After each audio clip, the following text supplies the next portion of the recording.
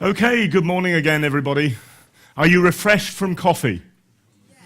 Good, okay, so hopefully that will keep you awake and sustain you through this first keynote for the conference. So, the topic of my presentation, as you may have seen from the schedule, is from passwords to biometrics, and I've subtitled it, In Pursuit of a Panacea.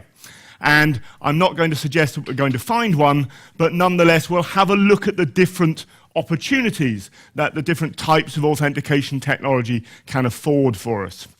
So, in terms of the structure, we'll begin with a bit of scene setting, and then a bit of discussion around the issue of traditional password-based authentication, which is a technology amongst all the ones I'm going to present that I'm fairly sure you'll be familiar with. We'll establish that as we get closer to it. And then we'll look at the rise and increasing prominence of alternative authentication approaches. And again, many of these I'm sure will be things that you're familiar now with using, and that will take us through to the concept of active authentication, which is a bit of more recent terminology, and looking at how we can perhaps leverage some of these technologies together to provide a more holistic, perhaps ongoing means of authentication for users that becomes more, to use a word that was used earlier in one of the sessions, transparent in operation during our activity with technology. And then finally, some conclusions.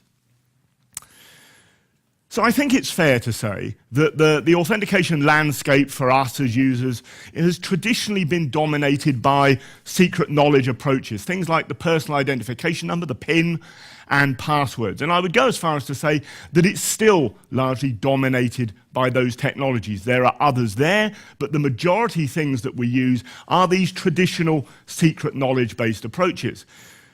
So tokens, biometrics, have in the past tended to be the preserve of larger organizations.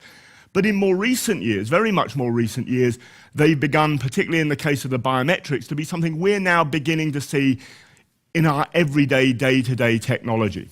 Okay? So today, the situation is more diverse. The lay user, the average user, who I shall refer to probably a few times, is far more likely to encounter things to use beyond just the traditional secrets.